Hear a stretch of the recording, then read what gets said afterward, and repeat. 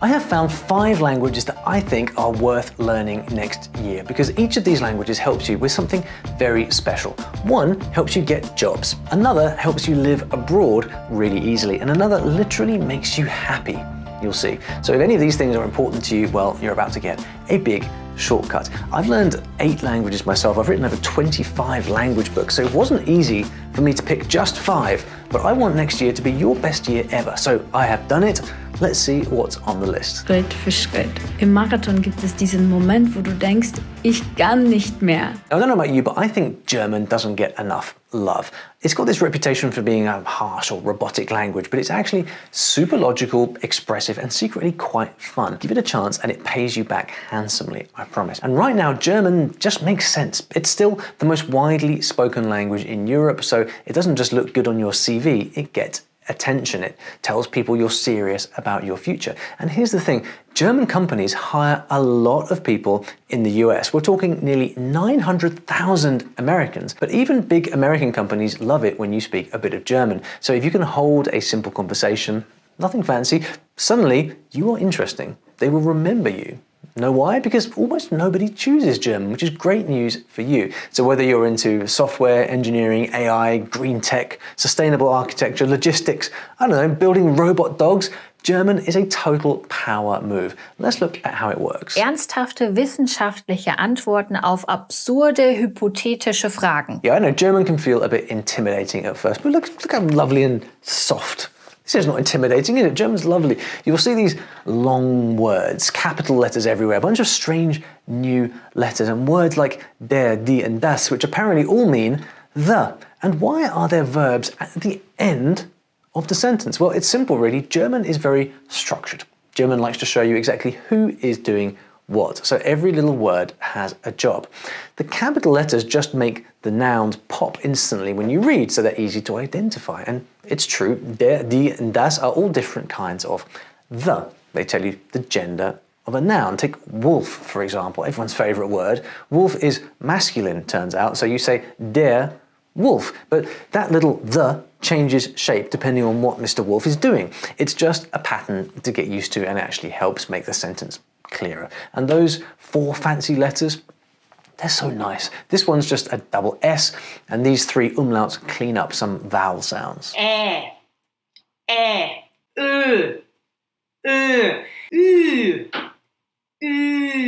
English honestly could do with some new vowels. We only get one version of A, but 6 ways to pronounce it. Oh, and German is famous for this one thing. Whenever you need a new word, you just glue other words together, like steamship captain on the River Danube. Yeah, seems hilarious how stackable German words are, but they're perfectly logical. German is logical, you see. In fact, if you speak English, you can start off with an absolute shed load of vocabulary that we share with German, with the bonus that German actually sticks to its own spelling rules, unlike some languages we may know. And once you learn how to roll an R and hit that k sound, well, you're set. Don't let the myths scare you off. German is actually rather fun. Hace muchísimo calor y muchísima humedad. Y hay que tener mucho cuidado de no pisar mariposas. Now, saying that you should learn Spanish feels almost too obvious. It's like recommending water or sleep. Of course you need Spanish, and yet here we are. If you still haven't started learning Spanish, well, what are we waiting for? This is the year we stop pretending we don't need it, especially if you live somewhere that Spanish is part of everyday life. And even if you don't, it's a passport to 20 countries. Come on, you have no idea where life will take you, so why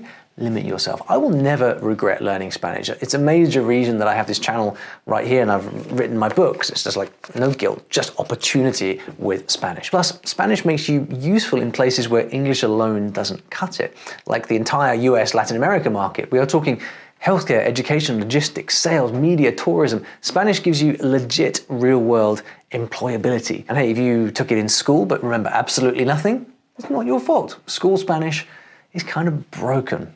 Not sure it's a whole lot better in England either. But now you've got podcasts, Netflix, YouTube teachers, books of stories. You didn't have any of this stuff back when you were at school. Well, you had stories, but not these wonderful books. You can learn it like a real person. Now, here's what I love for you. Spanish pays back fast. Seriously, you don't need 2 years of drills before you can start speaking Spanish. Give it a month of real no excuses practice and you'll be having simple conversations already. Very few major languages give you fast progress like that. In fact, on my language difficulty guide, Spanish sits right in tier 1. It's the easiest group for English speakers. This guide basically shows you which languages take longer and which ones give you early wins, which is great to know if you're still trying to choose. The problem is a lot of beginners accidentally choose a language that takes years before you feel any progress. Nobody warns them, so they burn out before they get to the fun part. That's why I made the language difficulty guide, is to stop you picking a language that's way too hard for your first try and to help you pick one that matches your life right now so you can build confidence fast instead of hitting a brick wall. There's a link in the description if you'd like a free copy of that. Spanish, definitely a great first choice. Here's how it works. First off, Spanish wants to be understood. It gives you almost the exact same alphabet as English, no secret letters hiding in the shadows. A few sounds are tricky to get right at first, like the rolled R, but it's just a matter of listening as much as possible to native speakers and imitating them. ¿Qué tú estás bien, loco? ¿Cómo tú estás bien? ¿Cómo tú estás bien? Qué bueno, mano. Qué bueno, mano. You don't even have to worry too much about word order when you make sentences. It's the same as English. I eat is yo como. I eat apples, yo como manzanas. Same thing. Your brain knows this, and so it's all very logical. Spelling is also very logical. The vowels are much easier than English. There's only one real curveball. It's that rolled R, which rolls a lot. R con R cigarro, R con R barril, rápido ruedan las ruedas del ferrocarril. If you can't do this one yet, keep practicing. I promise one day it just shows up when you're brushing your teeth or tying your shoes. Mine showed up randomly on the street one day after about 2 years of trying to practice that sound. What's awesome about nailing the rolled R is that 40% of all languages use it. Did you know that? So next language, you can just skip this part. Now, grammar-wise, Spanish is a mix of friendly and feisty. Spanish nouns have masculine and feminine genders. Don't panic, it's actually not that hard. Most words ending in O are masculine, ending in A are feminine. La cocina, el baño, la tortuga, el lobo. Doesn't always work, but it's a pretty easy rule of thumb that gets you started. Then come the verb endings. I speak, you speak, they speak, hablo, hablas, hablan, but they're just patterns. It takes a little bit of time to get used to them, but once you do, you don't even need to think about it anymore. It's certainly not as scary as it sounds from the outside. The fastest hack to start feeling instantly closer to Spanish is just to look up cognates. These are words that Spanish and English have in common. It's crazy. Right now, thousands of Spanish words are already sitting in your head. You already know them. They're just a tiny little bit different from the English. And a lot of my Spanish students ask why Spanish is so fast, why it feels so fast, it sounds so fast when it's spoken, but it's actually not. It's just rhythmic. So it feels like people are firing 1,000 words a second, which is a bit different from English. And that's why you simply got to treat yourself to tons of Spanish movies and stories and podcasts. If you listen a lot and tune your ear in, the machine gun Spanish, it goes away. Velkommen, jeg Maria. Og jeg heter Kristine. Og I dag skal vi gå igjennom en eksempeloppgave til norskprøve muntlig. So I might have just found the most peaceful language in the world. It is Norwegian, and there's something down to earth about it, and it sounds nice. It sounds really nice. And if a language could lower your blood pressure, I think Norwegian would be the one. And for something that comes with snow and 6 months of darkness, it's surprisingly friendly. The country of Norway is crazy. In Oslo, nobody dies from walking or cycling. Yes, 0 deaths. You probably don't know many people learning Norwegian, and that's a good thing. There's no hype, there's no noise, no competition from other people. But it ticks every box if you're learning your first foreign language. It's genuinely one of the easiest to start with. If you look at my language difficulty guide, it's in tier 1 along with Spanish and French, which means you can get to a pretty confident level in about 6 months, which is kind of amazing because people often hear Scandinavian and they think it's all kind of crazy Viking speak, but come on, they had 1,000 years after the Vikings to chill out and simplify into the friendly language it is today. Men jeg valgte ikke språket først. Siden jeg kom på besøk til Norge for første gang, har jeg alltid følt meg bra her. And Norway is just cool. Back in 2019, one island decided to become the world's first time-free zone. I'm not even kidding. They literally removed all the clocks. Isn't that something? People just follow the sun in Norway. They live in tune with nature, and travelers come to escape the real world. If you're always a bundle of stress, well, Norwegian energy will fix you. Just go no English for a week or two, and see what happens. Now, you can survive in Norway pretty easily without Norwegian. That's the reality of it. Most people speak great English, but where is the fun in that? Also, if you bump into these guys... Grilled vegetables. Tableless vegetables. Enough said, it's an adventurous country. You're going to have way more fun doing all the things if you speak the language. So how does it work? Well, if you're used to English, Norwegian feels surprisingly familiar. See, they're both Germanic languages, so lots of words are easy to recognize from day one. En plante, a plant. Et headset, a headset. En TV, a TV. The sentence structure is basically the same as English, and you don't have to change verb endings for different people. One form works for everyone, and like Spanish and German, it does have grammatical gender. On paper there are 3, but these days most people treat feminine words like masculine, so it's actually way simpler than it sounds. Now, pronunciation. It does take a minute to get used to Norwegian pronunciation. There are these 3 letters that look like someone spilled coffee on the alphabet. If you wrote the word nerd like this instead, the sound would be similar, but really these vowels are so important, they completely change the meaning. And then there's something called pitch accent, a little melody that changes word meaning. And we're not talking Mandarin Chinese level tones, not at all. It's much more like live versus live, or record versus record. Same spellings, just slightly different sound. And once you catch on to that sing-songy Scandinavian thing, it just flows, a little bit like the landscape in Norway, I guess. And here's a fun bonus for learning Norwegian. If you happen to bump into a nice Dane or Swede, well, you will understand them. Danska, det kan man kan förstå danska eller jag kan förstå danska om jag lyssnar på det tillräckligt mycket. Till exempel om jag tittar på en dansk serie, så efter några avsnitt så börjar det bli lättare att förstå liksom vad karaktärerna säger. 3 languages are super close, a huge overlap, and this is cool. Norway has 2 official ways you can write the language, and you'll see both kinds on websites, signs, even cereal boxes. But don't panic, most people use bokmål and the grammar is super relaxed, no crazy cases like German. My favorite thing, Norway is one of the most stable, positive vibes countries on earth. Top 5 for quality of life, green energy, healthcare, education. It's just a solid place to connect with. Các bạn đừng buồn vì body của các bạn nữa, bởi vì như vậy thì các bạn sẽ làm mất đi đường cong cơ thể đẹp nhất ở trên body của các bạn. Đó chính là nụ cười. Vietnamese might not be the first language on your list, but maybe it should be. See, Vietnam has been quietly turning into one of the fastest growing economies in Asia.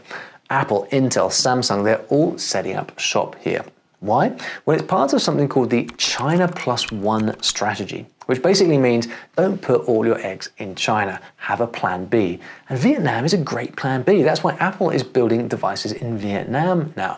And if you happen to speak Vietnamese, even just a bit, you suddenly become very interesting in Asia-focused jobs. Now, not many foreigners go for this one, which makes it a bit of a secret weapon.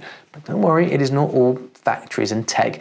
Vietnam has so much heart. You'll see it in the food, the family culture, the absolute chaos of crossing the street. Trust me, it's the kind of place that you don't want to let go. So how does Vietnamese work? Well, I'm not going to lie, some say it's one of the hardest Southeast Asian languages. Definitely wins the award for funnest sounds though. Cơ chế tự lái ở miền Bắc. Sao mày lằng nhằng thế nhở? Cái lằng nha lằng nhằng. Mày thích lấc cấc không? Lấc ca lấc cấc, kiểu rút gọn ngôn ngữ của dân miền Bắc. Sao mày chậm chạp thế nhở? Nhanh nhẹ lên xem nào. Khẩn trương, tác phong, nhanh. Sao mày đi nhanh thế? Mày vội cái gì à? Most people just want to know about this amazing writing, so I'm just going to tell you. First win.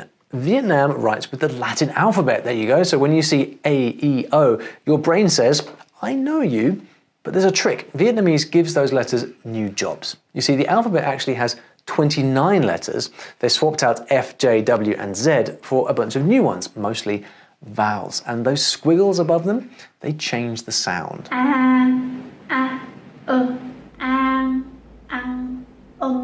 And believe me, Vietnamese knows how to clump lots of vowels together for even more sounds. On top of this, Vietnamese has tones.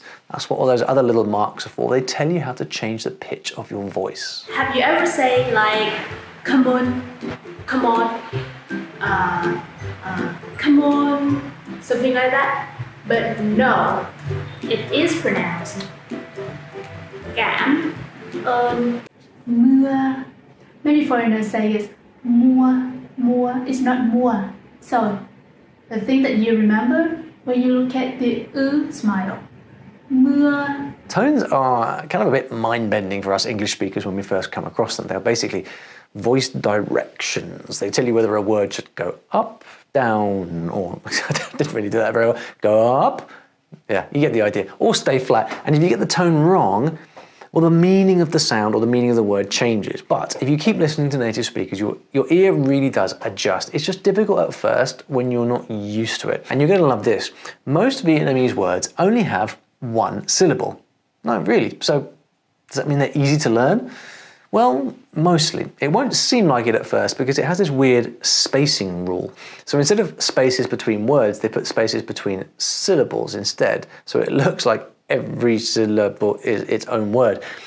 If English worked that way, well, I'll let you read it. But there's a twist on that. Some words have to be built out of smaller ones, so it's not easy to see them. Come on, it's a fun challenge, right? And grammar, well, there's no gender, no cases, no verb conjugation to worry about. And to talk about past and future, well, you just add a little time word, like stamping the date on a sentence. Now, there is one quirky little thing called classifiers. Simple example, you don't just say 3 dogs, you drop in a little word that tells you what kind of thing a dog is. So it's 3-animal dog. Isn't that fun? I kind of love it. Not as fun as this though. Mua là bù bù nữa đấy phải không? Trời đất ơi, tao thấy mày nguyên giường có đống đồ chơi mà còn đi mua nữa. Tối ngày mua mấy cái con lợn bù bù hoài. If you want to emphasize something, you just repeat the word. Or in her case, all of them.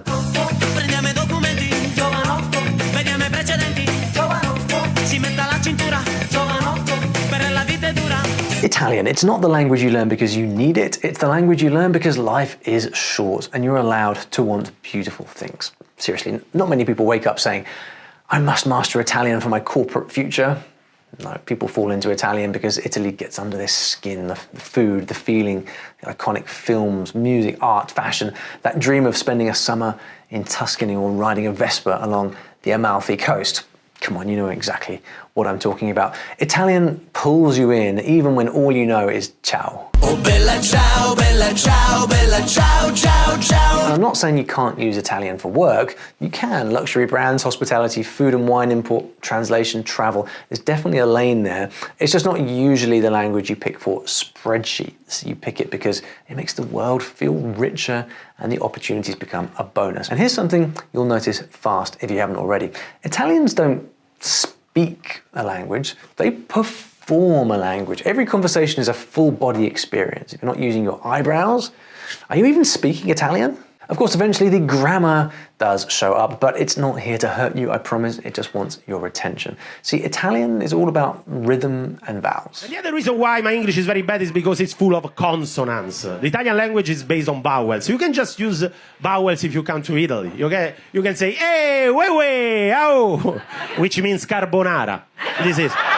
Most nouns in Italian end in O or A, and that tells you whether they are masculine or feminine. Remember that the Spanish thing is the same idea here. 2 genders, clear patterns for the most part. Your brain catches on fast. Italian might feel a little easier though because the pronunciation I tend to find is a lot cleaner and more musical than Spanish. Word order also is like English, subject, verb, object. So I want coffee becomes io voglio un caffè. Same. Actually, you don't even need to say io, because in Italian, you don't even need to say the pronoun, the I, you. Kind of easy. Should be a relief. It's just because the verb ending already shows who you are talking about, right? You'll get it. It's easy. But you'll notice something fun with Italian. Italian often flips the order of describing words. So instead of saying secret agent, Italian says agente segreto, the other way around. And Italian verbs follow simple ending patterns, but it's predictable. You know one and it works for loads of other verbs. This part is really helpful.